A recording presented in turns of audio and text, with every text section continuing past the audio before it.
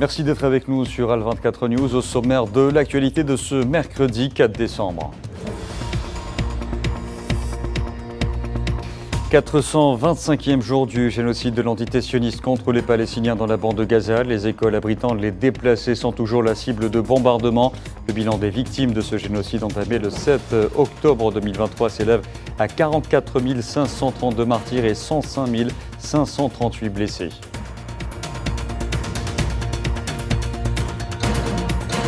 Dans le dossier syrien, l'Algérie affirme au nom du groupe A3+, du Conseil de sécurité que la solution préservant l'unité et la souveraineté de ce pays.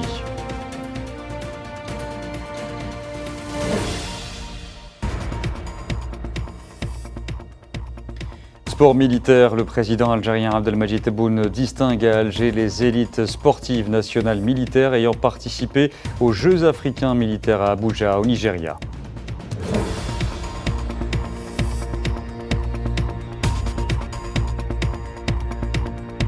Inauguration de l'ambassade de Namibie à Alger. Le ministre algérien des Affaires étrangères, Ahmed Attaf, souligne l'attachement des deux pays à soutenir ensemble les causes justes, notamment le Sahara occidental et la Palestine.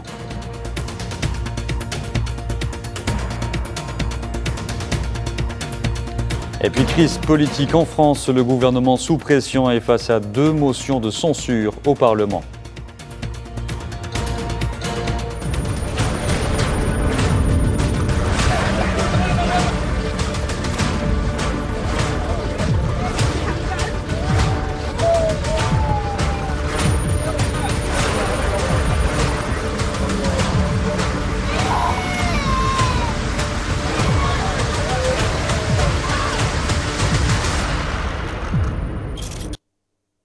Bonsoir à tous. Le génocide de l'entité sioniste se poursuit contre les Palestiniens dans la bande de Gaza pour le 425e consécutif. Le bilan des victimes depuis le 7 octobre 2023.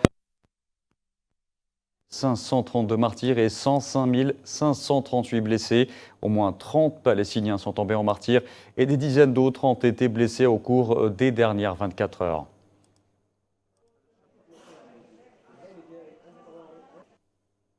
Et ce mercredi, au moins 3 Palestiniens sont tombés en martyrs et d'autres ont été blessés dans des bombardements des forces de l'entité sioniste sur une école abritant des personnes déplacées dans le camp de Boraïj, au centre de la bande de Gaza.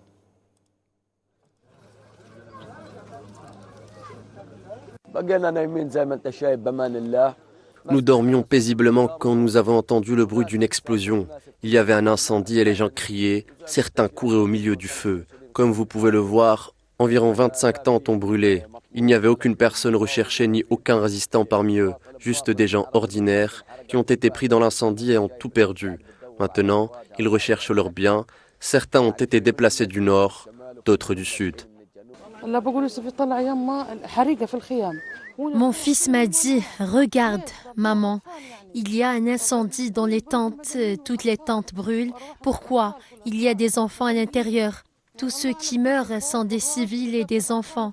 Seul Dieu sait à quel point les enfants et les adultes ressentent de la peur.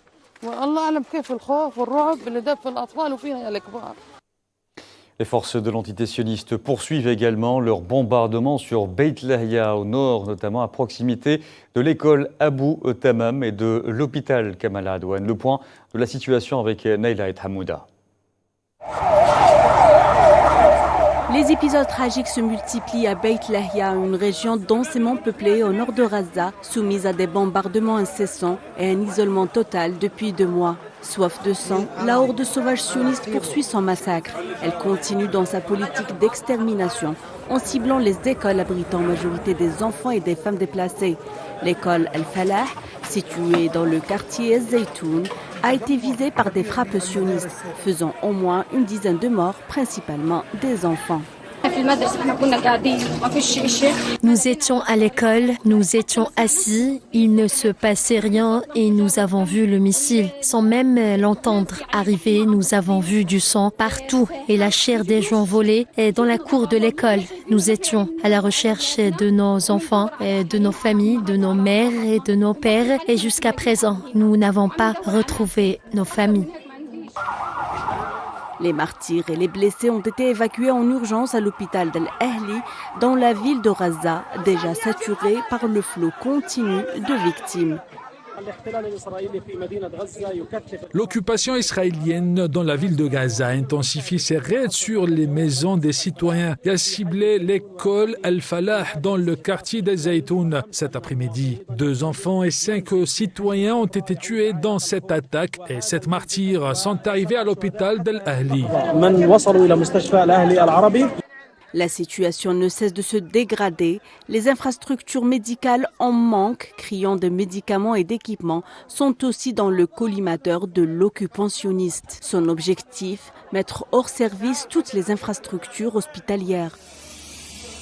Toujours à Beit Lahia, l'hôpital Kamal Adwan a été soumis à des tirs d'artillerie et d'armes à feu par les forces sionistes pour le 5e jour consécutif, faisant 3 blessés parmi le personnel médical mardi soir à la suite de bombes explosives larguées depuis un avion quadricoptère sur l'hôpital. Sur le terrain, toujours, la ville de Deir el-Balah a aussi été la cible de nouveaux raids de l'entité sioniste ce mercredi où de nombreux habitants se retrouvent sans abri et sans nourriture. Les écoles ont été rasées et les hôpitaux détruits.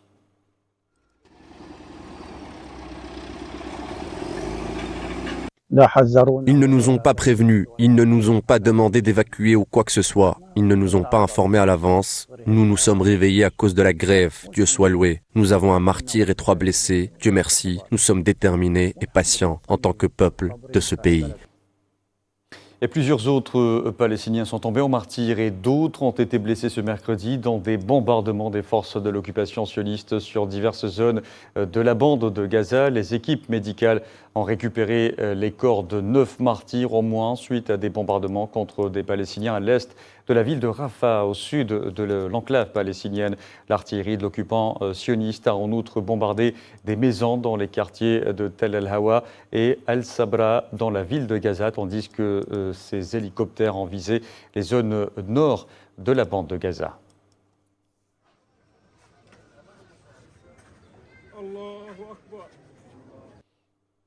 Un Palestinien a été blessé et plusieurs bâtiments incendiés ce mercredi dans 2 localités du nord de la Cisjordanie occupées lors d'attaques de colons sionistes, notamment à Houara, au sud de Naplouse, où une maison et 2 voitures ont été incendiées, ainsi qu'à Beit Fourik, à l'est de la ville.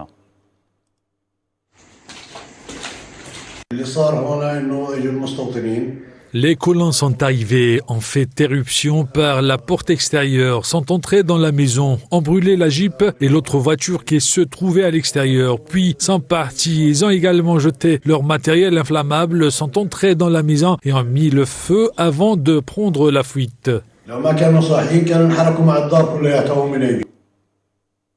Et plusieurs colons sionistes ont pris d'assaut ce mercredi l'esplanade de la mosquée Al-Aqsa dans la ville occupée d'Al-Quds sous la protection des forces de l'occupation sioniste. Les colons se sont introduits par groupes successifs dans l'enceinte de la mosquée du côté de la porte des Maghrébins et ont mené des marches provocatrices et effectué des rituels talmudiques dans ces cours.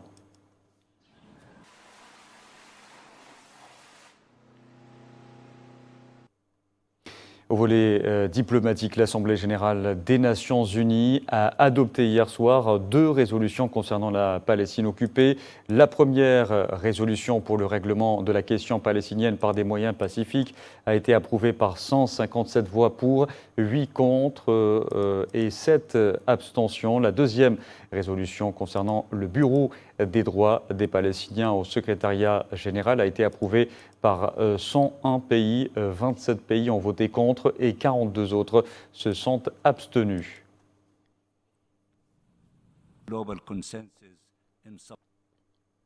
L'ombre menaçante du génocide continue de planer dans un monde profondément divisé, en proie à la défiance et à la violence. L'alerte a été lancée par le secrétaire général de l'ONU, Antonio Guterres, appelant au respect des décisions prises par la Cour internationale de justice liées à l'application de la Convention pour la prévention et la répression du crime de génocide Guterres qui a adressé un message à l'approche de la journée internationale de commémoration des victimes du crime de génocide, d'affirmation de leur dignité et de prévention de ce crime célébré le 9 décembre de chaque année.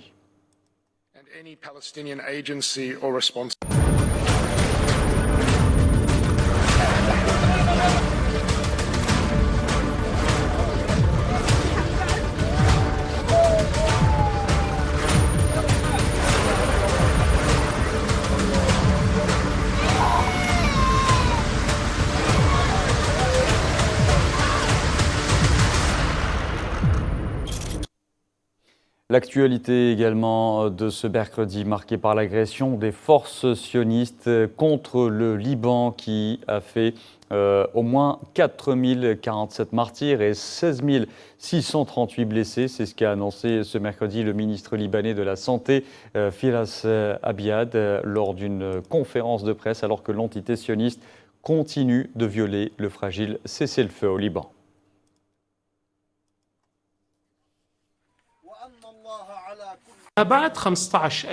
Depuis le 15 septembre, 3402 personnes ont été tuées au Liban et 14 655 autres ont été blessées.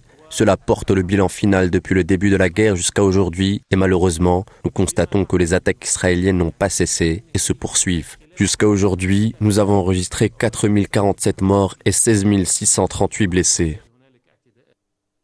S'agissant de la situation en Syrie, l'Algérie a affirmé au nom du groupe A3+, du Conseil de sécurité, que la solution à la crise syrienne ne pouvait être qu'une solution politique, préservant l'unité, la souveraineté, l'indépendance et l'intégrité territoriale de ce pays. C'était lors d'une réunion d'urgence du Conseil de sécurité consacrée à la situation au Moyen-Orient. Aujourd'hui, nous n'avons plus le temps de nous contenter de gérer le conflit. Il faut accorder la priorité à la recherche d'une solution durable. De toute évidence, il n'y a pas de solution militaire à la crise syrienne. La seule avenue viable pour avancer est celle d'une solution politique préservant l'unité, la souveraineté, l'indépendance et l'intégrité territoriale de la Syrie. À cet égard, nous réaffirmons notre conviction selon laquelle un dialogue inclusif entre tous les Syriens, avec l'appui de la communauté internationale, reste la seule façon viable et juste de régler cette crise qui n'a que trop duré. Nous appelons de nouveau à appuyer les efforts de l'envoyé spécial et appelons toutes les parties à participer dans un esprit constructif à ces initiatives pour sortir de l'impasse actuelle. Nous soulignons également l'importance de convoquer de nouveau les réunions du comité constitutionnel et de donner un nouveau souffle au processus politique par et pour les Syriens, conformément à la résolution 2254.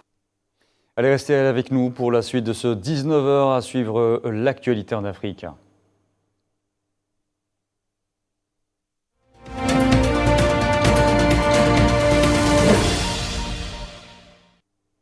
Et tout d'abord, le président sud-africain Cyril Ramaphosa qui entamera demain une visite d'État en Algérie à l'invitation du président algérien Abdelmadjid Tebboune. C'est ce qu'a indiqué ce mercredi un communiqué de la présidence de la République.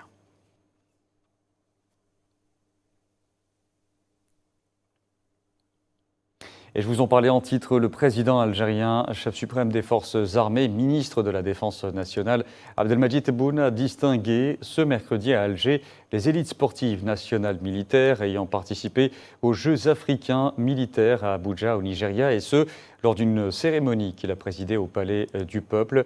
À cette occasion, le ministre délégué auprès du ministre de la Défense nationale, chef d'état-major de l'armée nationale populaire, le général d'armée Saïd Chengueliha, a souligné que l'armée nationale populaire considérait le sport comme une partie intégrante de la préparation au combat de ses membres et de son programme de formation.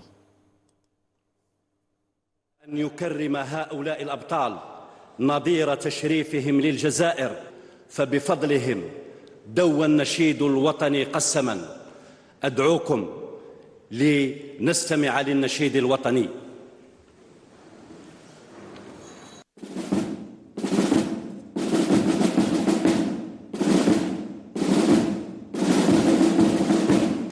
البداية تكون بالفريق الوطني العسكري للرمي الذي أحرز على 32 ميدالية، منها 11 ذهبية و10 ميداليات فضية و11 ميدالية برونزية. المستخدم المدني المتعاقد دخل العربي مدرب الفريق الوطني العسكري للرمي، يحظى بشهادة تقدير ومكافأة مالية من لدن السيد رئيس الجمهورية.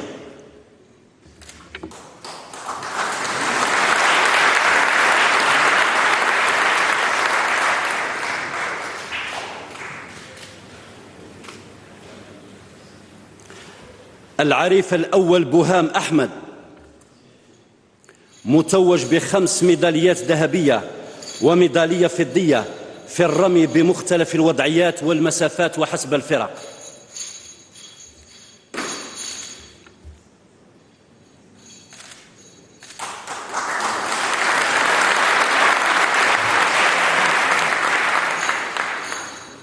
يحظى بشهادة تقدير ومكافأة مالية. العريف غزانية سفيان المتوج بميداليتين ذهبيتين، الأولى في وزن أقل من 55 كيلوغرام المصارعة الإغريقو رومانية، والثانية في وزن أقل من 57 كيلوغرام مصارعة حرة، يحظى بشهادة تقدير ومكافأة مالية.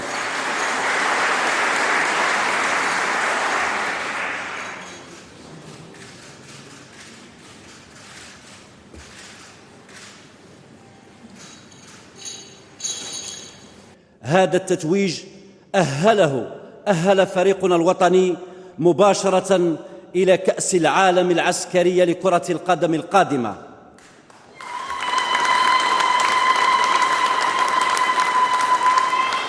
المستخدم المدني المتعاقد كمال قاسي سعيد المدرب الوطني العسكري لكرة القدم،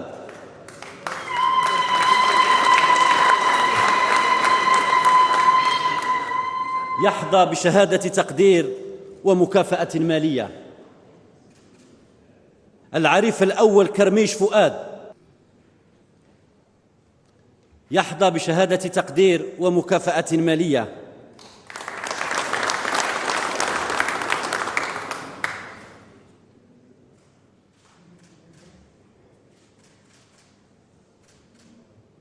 أدعو الآن فضلاً السيد الفريق أول الوزير المنتدب لدى وزير الدفاع الوطني رئيس أركان الجيش الوطني الشعبي لتكريم الفريق الوطني العسكري للسباحة، المستخدم المدني المتعاقد مسعودان إسماعيل المدرب الوطني العسكري للسباحة،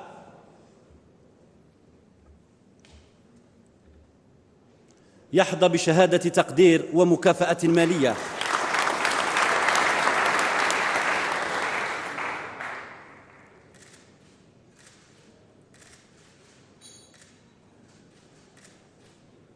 أدعو الآن فضلاً السيد رئيس مجلس الأمة لتكريم الفريق الوطني العسكري لألعاب القوى. أدعو الرياضيين المتوجين الآتية أسماءهم: المستخدم المدني المتعاقد بنيدة عمر مدرب المنتخب الوطني العسكري لألعاب القوى،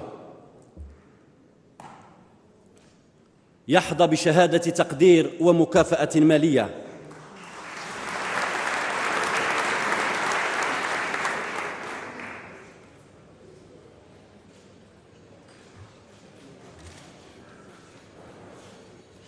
لقد حقق وفدنا العسكري المكون. Notre délégation militaire était composée de 118 sportifs, dont 108 hommes et 10 femmes, ainsi que de 10 entraîneurs. Les résultats obtenus sont exceptionnels, avec un total de 96 médailles, dont 53 d'or, 22 d'argent et 21 de bronze, remportées dans 10 spécialités sportives sur les 20 disciplines représentées. Ces performances réalisées face à 22 pays participants ont permis à notre pays de décrocher la 2e place au classement général, juste après le pays organisateur. À cette heureuse occasion, je tiens à affirmer à votre aimable attention que l'Armée nationale populaire considère le sport comme une partie intégrante de la préparation au combat de ses membres et de son programme de formation. Nous estimons que les diverses compétitions sportives constituent une véritable école de terrain où le militaire apprend les valeurs liées à l'effort, les principes de l'esprit d'équipe ainsi que les notions de compétition et du fair play, indispensables pour atteindre la réussite et la victoire.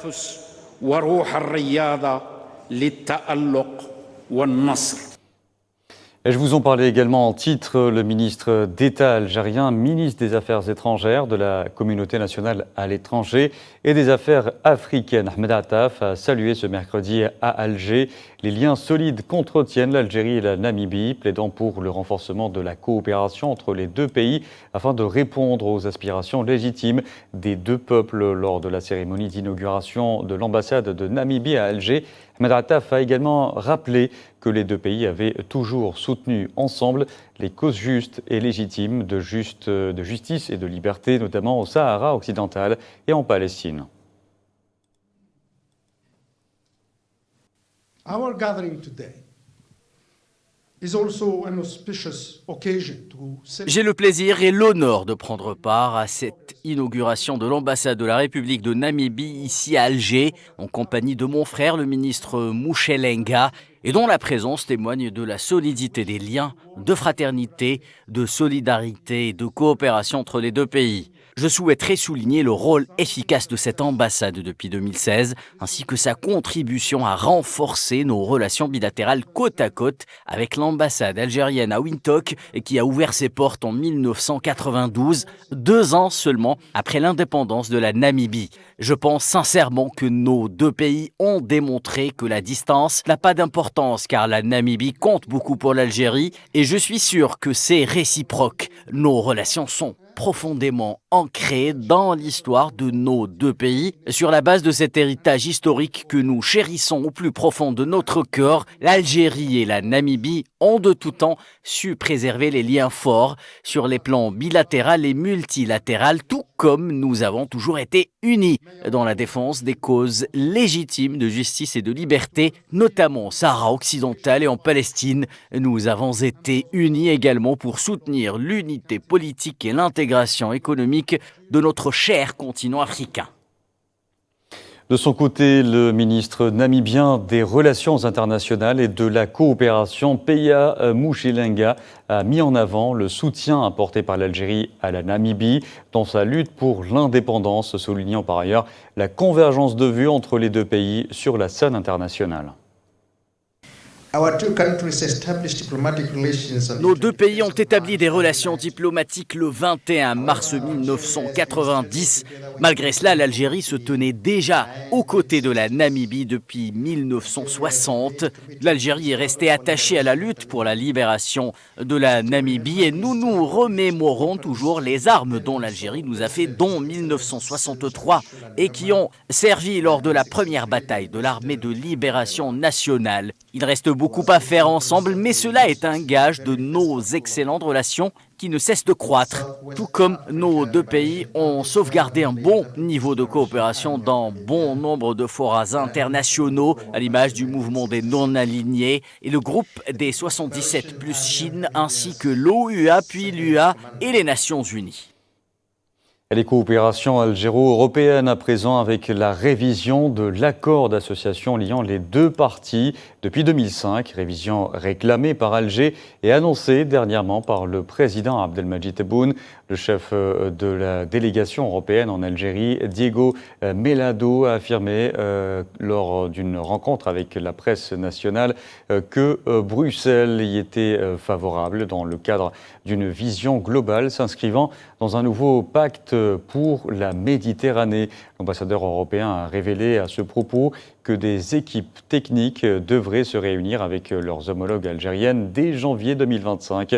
Diego Melado a par ailleurs salué le niveau atteint par les échanges commerciaux entre l'Algérie et l'Union européenne, estimé à 55 milliards de dollars. Dans un autre contexte, le chef de la délégation européenne en Algérie est revenu sur la décision de la Cour de justice de l'Union européenne annulant définitivement les accords de pêche et d'agriculture liant l'Union européenne au Maroc et qui inclut les territoires sahraouis, soulignant que l'Union européenne restait attachée au respect des règles du droit international et des arrêts de la Cour et que les arrêts de la Cour de justice de l'Union européenne s'imposent à tous les États membres, notamment en matière de politique commerciale européenne, une compétence qui est du ressort de l'Union européenne.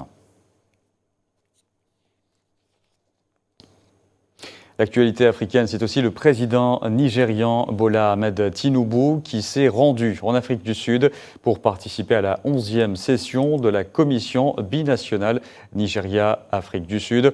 L'occasion de renforcer le partenariat économique entre les deux pays qui affichent aussi leurs ambitions sur la scène internationale. En effet, les dirigeants des deux pays ont affiché leur volonté d'intensifier leur soutien à la cause sahraoui et au droit de son peuple à l'autodétermination. Au Cap, Cyril Ramaphosa et Bola Tinubu ont aussi affiché un front uni pour célébrer 30 ans de relations diplomatiques entre leurs deux pays. À cette occasion, le président nigérian a félicité l'Afrique du Sud pour sa récente prise de la présidence tournante du G20.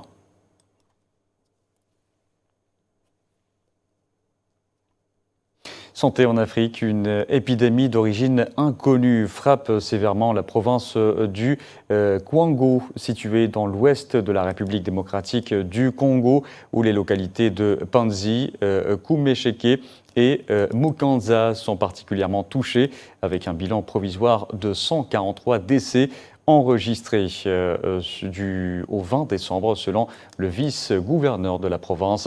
Les victimes présentaient les mêmes symptômes que la grippe. On cite entre autres la fièvre, la toux et les maux de tête. Plusieurs corps ont été retirés de la boue dans l'est de l'Ouganda, portant à 28 le nombre de victimes d'un glissement de terrain qui a enseveli des villages la semaine dernière. Selon un nouveau bilan, l'incident a eu lieu sur les pentes du mont Elgon, un volcan éteint à la frontière avec le Kenya, à environ 300 km à l'est de la capitale, Kampala. La Namibie a élu sa première femme présidente, Netumbo Nandi Ndaitwah, âgée de 72 ans. L'actuelle vice-présidente, issue du parti au pouvoir dès le premier tour avec 57,31% des suffrages. Cette élection historique n'a pas fini de faire réagir les rues de Windhoek, la capitale de la Namibie.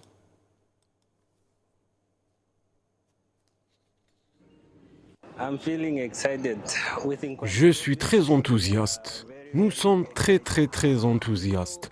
Vous savez, elle en tant que mère, nous cherchons les maires qui sont les personnes qui s'occupent de nos maisons et qui s'occupent de tout. Alors lui confier le pays, c'est une très bonne chose. Je veux dire que c'est entre de bonnes mains.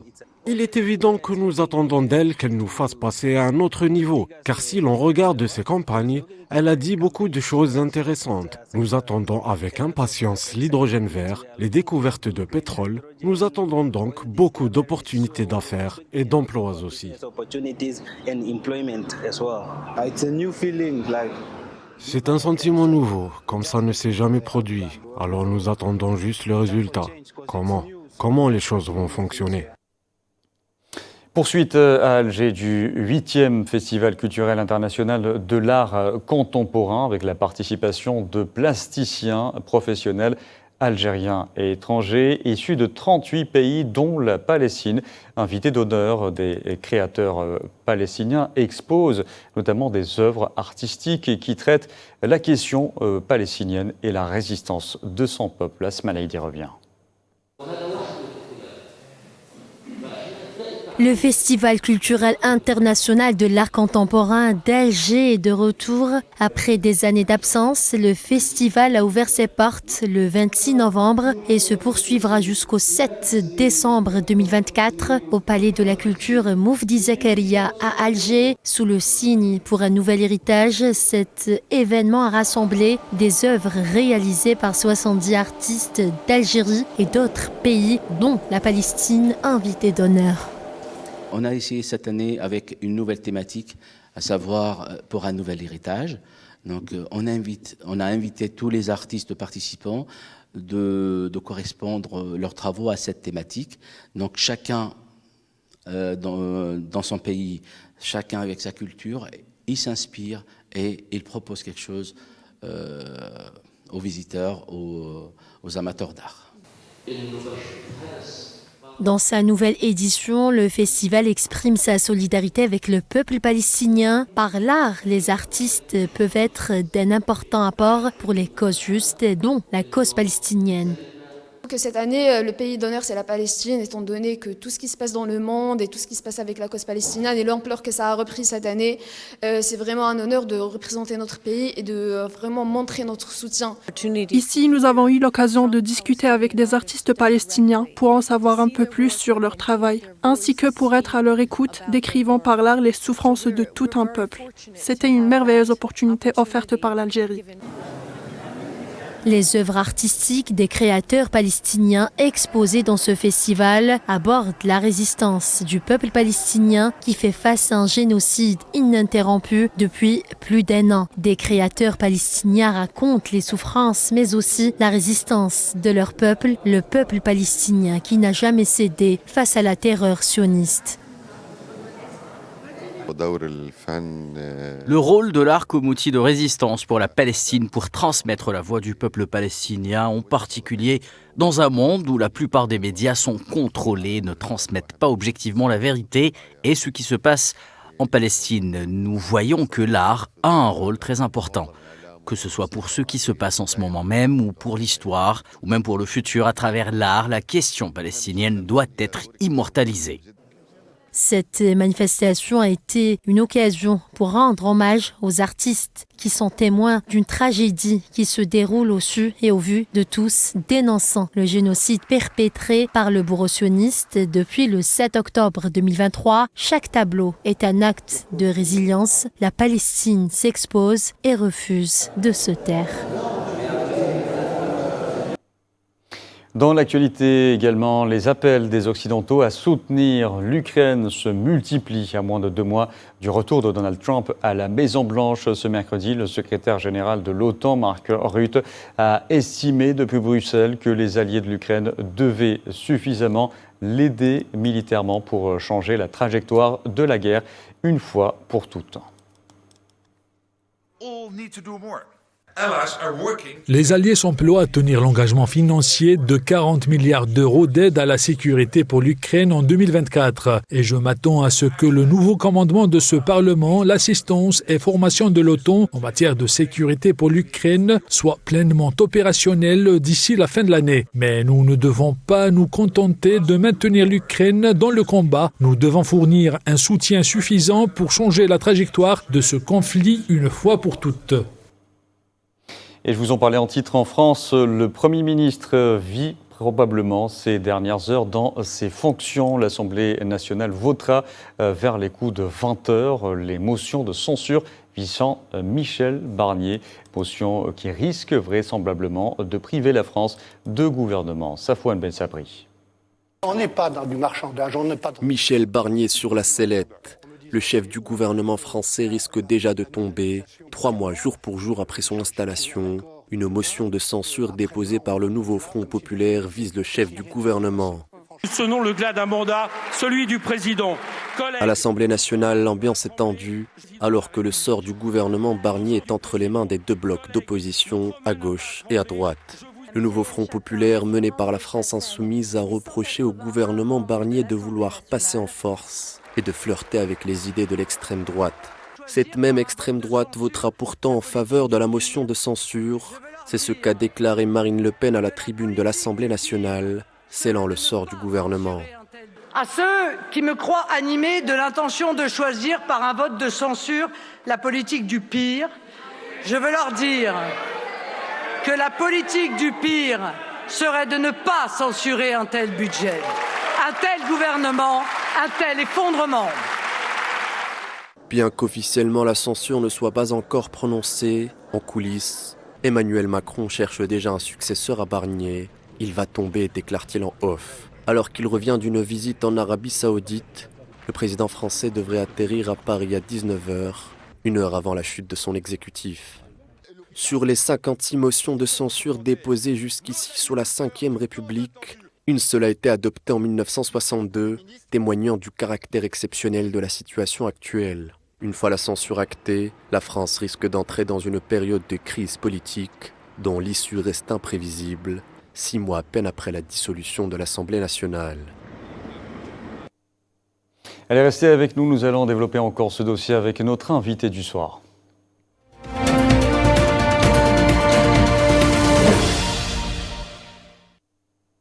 Et pour évoquer ce vote au Parlement français, nous avons le plaisir d'accueillir ce soir Gamal Abina. Bonsoir. Bonsoir, merci pour l'invitation. C'est nous qui vous remercions. Alors Gamal Abina, vous êtes expert en questions internationales. Tout d'abord, quels sont les principaux points de discorde qui ont conduit au dépôt de ces motions de censure ? Ça commence déjà par la genèse de ce gouvernement, qui est un gouvernement illégitime, nommé par M. Macron. Il faut rappeler quand même que la droite a fait à peu près 6% aux élections, qu'elle s'est positionnée en 4e position par rapport aux dernières élections législatives, excusez-moi. Et surtout, il faut rappeler que les us et coutumes de la République, c'est que lorsque un gouvernement perd, il doit donner, quel que soit le type de majorité, qu'elle soit absolue ou relative, il doit donner la primauté au vainqueur. Et en l'occurrence là, c'est pas le vainqueur qui l'a emporté, je parle donc du nouveau Front populaire, mais c'est le perdant. Et le perdant, en 4e position, c'est vraiment l'ultra-perdant. C'est même pas l'élan de la Macronie, mais la droite. Macron espérait, en prenant un gouvernement de droite, rallier l'extrême droite à quelques idées un peu crasses, mais manifestement, ça ne fonctionne pas. Pourquoi ? Parce que l'autre question qui se pose, en dehors de l'illégitimité de ce gouvernement, c'est qu'il veut faire passer de force des lois extrêmement antisociales pour faire les économies, qu'on chiffre à 41 milliards d'euros. La France est en déficit chronique, risque de tomber dans un déficit qui dépasserait les 6,4%. Et c'est une des raisons pour lesquelles Macron, qui fait des calculs typiquement de banquier, a placé ce gouvernement de droite, qui fait aussi des calculs banquiers, dans le but de faire passer de force ces réformes qui sont passées par 49.3, ça a été annoncé encore une fois, ce serait le 20e d'ailleurs, et une façon d'imposer par le haut une décision que la base ne veut pas. Donc c'est tout un tas de choses, maintenant on parle de sécurité sociale, tout un tas d'économies de grande échelle qui voudraient être mises en place, qui sont un recul social pour la France, qui seraient des économies sans toucher évidemment aux plus riches. On est dans une politique ultralibérale où les riches sont préservés, les pauvres sont impactés, et ce Barnier ne faisait figure que de fusible. Il était là pour très bien, d'une réalité. Gamal Abina, pensez-vous qu'une de ces motions a réellement une chance d'aboutir ou s'agit-il davantage d'un acte symbolique ? Alors non, pas symbolique, parce qu'il y a des enjeux qui vont bien au-delà de la simple motion de censure. D'abord, l'extrême droite en l'occurrence, l'ex-Front National, donc le Rassemblement National, qui ne rassemble d'ailleurs que les radicaux, a besoin de montrer qu'il est un peu social. Il n'en est pas du tout. C'est un rassemblement d'ultralibéraux. L'extrême droite n'a jamais été sociale, on le sait très bien dans l'histoire. Même les nationaux-socialismes allemands n'avaient de nom de national que le nom, mais dans les faits, c'était des ultralibéraux. Et donc, il a besoin de montrer à sa base qu'il espère draguer, je parle de la base qui serait une base ouvrière, qui serait une base paysanne, qu'il est quand même un peu social. Donc lui, il fait un calcul d'un compte d'apothicaire. De l'autre côté, le NFP, dans une longue tradition sociale, puisqu'ils s'inscrivent dans la tradition du Front populaire qui a obtenu les congés payés en 1936, eh bien le NFP, qui fait honneur à Blum, veut revenir sur les questions sociales et au moins préserver le tissu social tel qu'il est. Et donc lui, il fait un calcul de son côté pour montrer qu'il est dans sa ligne, de droite ligne de ce qu'il avait proposé comme programme, un vrai programme réfléchi, et les deux sont d'accord pour faire tomber le gouvernement parce qu'ils ont besoin éventuellement de voir un de leurs membres, donc Premier ministre soit d'extrême droite ou Premier ministre du NFP, être nommé à la tête du gouvernement. Mais le problème, c'est que dans ce calcul, il y a une convergence de deux extrêmes qui disent tous les deux: nous prenons notre destin en main, nous prenons nos responsabilités, laisser passer un tel budget antisocial aurait des conséquences tellement graves qu'elles seraient incalculables. Et justement, vous parlez de conséquences, si l'une des motions est adoptée, quelles seraient les conséquences immédiates pour le gouvernement et le Premier ministre ? On parle beaucoup de ce qui s'est passé en 62 à l'époque de Pompidou et de Gaulle, où on a fait tomber effectivement ce gouvernement, mais encore une fois, Macron, on regarde le passé, il s'inspire de l'histoire, il est conseillé par Attali, et donc il dit quoi ? Il dit, si ça tombe, je peux éventuellement le renommer, ce qui serait une grave erreur, une faute politique considérable. Les conséquences, c'est qu'avec ce gouvernement qui tombe, on se retrouvait dans la même situation d'impasse voulue par Macron. Vous vous rappelez les paroles de Gaulle qui parlait de la chienlit politique, c'est Macron qui l'a provoqué. S'il avait accepté que l'opposition prenne l'exercice du pouvoir comme c'était normalement le cas sous la Ve République, il n'y aurait pas eu d'instabilité. Sauf qu'il a refusé tous les candidats jusqu'au bout. Il a enfumé tout le monde avec cette histoire de Jeux Olympiques qu'il fallait faire ça après pour un apaisement, je ne sais. Et à l'arrivée, il a nommé un type qui est en plus impopulaire, qui n'a jamais exercé de fonction très importante à part l'Europe, et surtout un type qui est très fatigué, qui a 73 ans, qui n'a pas les idées claires, bref, quelqu'un qui correspond vraiment à un fusible. Eh bien, M. Macron joue avec l'homme politique, joue à la politique, fait des calculs qui sont extrêmement douteux, et surtout, il n'est pas là aujourd'hui. Il est au Moyen-Orient, alors que la France s'apprête à faire tomber un gouvernement. Donc on est sur quelqu'un qui est vraiment très aventurier, qui réfléchit pas, je pense qu'il a du mal à se projeter dans des questions sérieuses, mais qui ne voit que des chiffres. C'est un type qui fait des calculs et qui passe son temps à calculer. Et vous l'évoquez d'ailleurs, Emmanuel Macron, cette crise, justement, est-elle la conséquence d'une défaillance politique d'Emmanuel Macron, trop soucieux de nouer des alliances à l'extérieur ? Vous savez, le premier de M. Macron, moi j'ai du mal à comprendre le personnage. Tout le monde a dit que c'était un type exceptionnel, que c'était le Mozart de la finance. Bon, un Mozart qui fait des fausses notes, on se demande ce que c'est. Et aujourd'hui, sa finance, elle est calamiteuse. Il a un endettement qui est abyssal, 3200 milliards par rapport à un PIB de 2900. En gros, si on donne ça en euros, si on était salarié, ça fait 2900 euros de PIB pour 3200 euros de dette. Ça vous donne un peu le niveau de folie dans lequel on est tombé. Une dette qui dépasse 100% de la capacité à créer de la richesse. Et c'est M. Macron qui est à l'origine de ça. Donc on a dit que c'était un génie de la finance, un génie des comptes. Là, il essaie de rattraper le coup pour rester dans les critères de convergence parce que ça va coûter 1,5 milliard d'euros à la France d'amende de l'Europe tous les 6 mois s'ils ne rétablissent pas les comptes. Donc il le sait ça. Mais en même temps, M. Macron est un aventurier. Je pense qu'il fait toujours des alliances et des mésalliances. C'est toujours très difficile de le lire. Quand il est avec une personne A, il dit qu'il est d'accord avec elle. Quand il va voir la personne B, il est d'accord avec elle. C'est pour ça qu'on parle du en même temps. On ne sait pas où il se positionne. Et c'est ça qui pose problème. Et c'est une politique qui est extrêmement confuse à mon sens. Très bien. Et pour revenir aux motions de censure, Gamal Abina, pensez-vous qu'elles révèlent une union temporaire des oppositions ou plutôt des fractures internes dans leur rang ? Alors non, je dirais pas ça. Je dirais que c'est une alliance contre nature, on l'a bien compris. Et en même temps, c'est une alliance stratégique, mais c'est une alliance de circonstances. C'est-à-dire que les circonstances poussent la gauche à vouloir adopter un programme social qu'elle a déjà d'ailleurs chiffré, il n'y a pas de problème, c'est pas un programme qui est fantaisiste, je l'ai lu, c'est le programme d'ailleurs le plus complet de tous les partis politiques. Faut voir un peu le travail qui a été produit. Piketty et d'autres économistes ont considéré que c'était un programme sérieux et ils ont raison. Ensuite, l'extrême droite, comme c'est l'ultralibéral, moins d'État, moins de social, plus d'entreprises. Donc l'extrême droite saute sur l'occasion pour faire croire qu'elle est un peu sociale, ce qu'elle n'est évidemment pas. Et ces deux grandes formations politiques sont arrivées première et seconde, donc je parle de l'UNFP et de l'extrême droite, ont besoin de montrer aux Français qu'ils ne sont pas d'accord avec une politique conduite par le gouvernement avec des 49.3 à répétition qui sont clairement anti-démocratiques. On est sur un système où on impose la décision par le haut, on ne passe même pas par les deux chambres, le Sénat, le Parlement, ça n'intéresse plus personne. Donc on a l'impression de voir une sorte de nouvelle, une dérive autoritaire de plus en plus inquiétante. Très bien. Et comment pensez-vous, ou plutôt comment cette crise parlementaire est-elle perçue par les citoyens et cela peut-il accentuer la défiance envers les institutions ? Tout à fait, parce que les gens ont voté. Alors, il y a une victoire, mais j'étais à la Place de la République, parce que je couvrais l'événement à ce moment-là. Il y avait une victoire de la gauche contre l'extrême droite qui était un peu l'épouvantail. Donc, tout le monde est sorti, c'était la joie, la fête. À la Place de la République, il y avait un monde fou. Enfin bref, on sentait bien que la France de gauche revenait au devant de la scène. Parce que cette France de gauche a toujours existé. Les partis de gauche n'étaient pas à la hauteur, mais cette France était là. Et là, quand on s'est rendu compte que Macron commençait à le voyer, à temporiser, à nous raconter des histoires sur les Jeux Olympiques, enfin des trucs ridicules qui n'ont aucun sens, alors que c'est lui qui a provoqué ces élections dans l'espoir de créer un choc à l'opposition qui ne pourrait pas s'organiser. Ça n'a pas marché, donc il a à nouveau perdu. Et donc les Français, quand ils voient, quand on vote, que finalement le résultat de leur vote n'est pas pris en considération, quand beaucoup de jeunes se sont mobilisés pour la première fois et ont vu qu'on s'est moqué d'eux, qu'est-ce qui se passe ? Il y a une défiance, effectivement, il y a un désamour de plus en plus prononcé, déjà qu'on a du mal à mobiliser la jeunesse, et surtout il y a un sentiment d'impunité de la part des dirigeants politiques qui, si on était dans une vraie démocratie, parce qu'on parle beaucoup de démocratie en Algérie, ça me fait bien rire, dans une vraie démocratie, quand un homme politique a un tel bilan et a une telle impopularité, au-delà d'un seuil d'impopularité, enfin en dessous d'un seuil, on devrait le démettre de ses fonctions. Dernière question brièvement, Gamal Abina, même si les chances sont faibles pour un tel scénario, si l'émotion échoue, que signifie ce vote pour la suite de la politique gouvernementale et la stabilité du pouvoir exécutif ? Alors, le calcul de M. Macron, ce serait d'aller jusqu'en juin avec un gouvernement qui lui serait favorable. Si ces motions échouent, ce que je ne crois pas, mais imaginons dans ce scénario possible, pourquoi pas, si les motions échouent, à ce moment-là, ça voudrait dire que la politique antisociale sera appliquée de façon pleine et entière, que la loi de finances serait prononcée de la façon dont Macron le voudrait, avec ses fameuses économies de 41 milliards d'euros, et qu'à partir de là, il donnerait l'impression d'avoir donné des gages à l'Europe, et donc d'être moins sous pression européenne, et de peut-être lever des fonds moins chers. Il ferait plaisir au marché financier, mais en vérité, ce serait un échec, un aveu total, parce que finalement, il le ferait contre qui? Contre la population. Très bien, merci beaucoup Gamal Abina d'avoir répondu à nos questions. Je rappelle à nos téléspectateurs que vous êtes expert en questions internationales.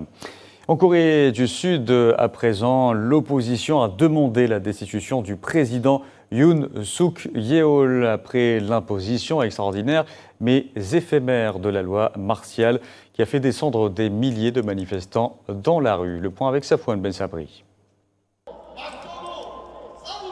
À Séoul, c'est un calme précaire qui revient après la tempête des événements exceptionnels qui ont secoué le pays au cours des dernières 48 heures.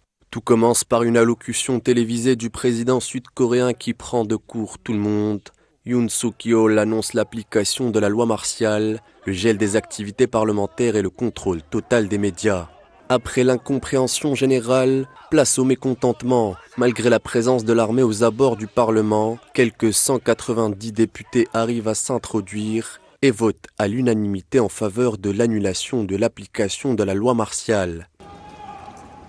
Les soldats mobilisés, eux, finissent par quitter les lieux. Pour justifier sa démarche, le président accuse l'opposition d'accointance avec la Corée du Nord.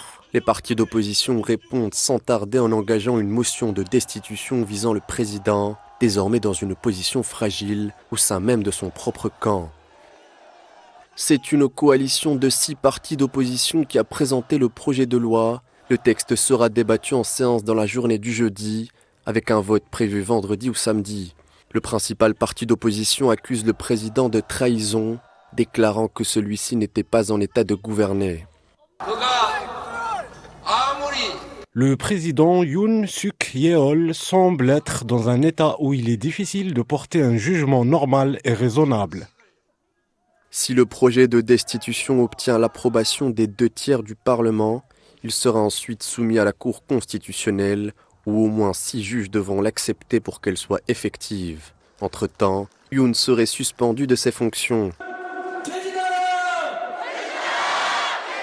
En attendant le dénouement final, dehors, des milliers de manifestants sont réunis pour réclamer la démission du président. Dans un pays connu pour sa stabilité démocratique, l'avenir reste pour l'heure incertain. Et toujours en Asie, des militants philippins, des enseignants, d'anciens membres du Congrès et d'autres personnes ont déposé une 2e plainte en vue de la destitution de la vice-présidente Sara Duterte. Ils l'accusent d'avoir trahi la confiance du public pour avoir prétendument détourné des millions de dollars de fonds publics alors qu'elle était ministre de l'Éducation. Duterte fait déjà l'objet d'enquêtes concernant une menace de mort présumée à l'encontre du président Ferdinand Marcos.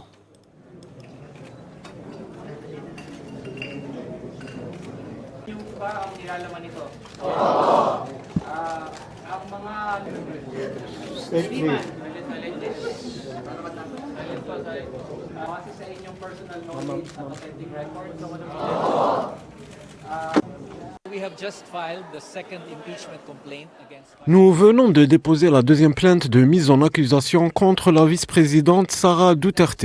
Et ce qui rend cette plainte différente de la première, c'est qu'elle se concentre sur un seul motif, à savoir la trahison de la confiance du public. Nous pensons qu'elle a trahi la confiance du public, ce qui constitue un délit passible de mise en accusation, et nous demandons au Congrès de la mettre en accusation, c'est-à-dire de la démettre de ses fonctions et de lui interdire d'occuper tout autre poste à l'avenir. Allez, direction la France avant de terminer pour évoquer l'exposition Clown, Pitre et Saltimbanque qui ouvre au Mucem, présentant des objets issus de l'univers forain et des œuvres de grands artistes. Cette exposition riche en expériences et en émotions conçue comme un spectacle immobile va créer un dialogue entre les œuvres d'art et ces fameuses choses qui ont une présence poétique et qui disent l'humanité d'une façon étonnante. Et va ainsi rendre hommage à tous ceux qui ne parlent pas sur scène en insistant sur l'éloquence des artistes silencieux qui n'avaient pas droit à la parole. L'entrée de l'exposition se fait par un long couloir sombre comme celui des chapiteaux de cirque, la musique fait patienter les spectateurs venus découvrir l'exposition. Le récit plastique mis en scène par Masha Makiev compose sur 1200 mètres carrés une exposition spectacle qui a sa propre dimension et un rythme apporté par les couleurs, les sons et les lumières où le public crée le mouvement par son propre regard. Plus de 600 œuvres et objets du quotidien des saltimbanques seront exposés, prêtés par de grands musées et des collectionneurs privés en provenant des fonds du MUSEM. Plusieurs artistes contemporains ont réalisé des œuvres spécialement pour l'exposition. Le conservateur en chef du MUSEM insiste sur la valeur portée par chaque objet exposé et affirme que chaque pièce est chargée d'émotions et porte un message pour les visiteurs qui se retrouvent fascinés face à l'exposition assez particulière. Et c'était la dernière information de ce journal. Merci à vous de l'avoir suivi. Vous pouvez revoir ce programme sur le site d'Al24 News ou à travers nos différentes plateformes en scannant le QR code qui s'affiche en bas de votre écran. Excellente soirée à tous.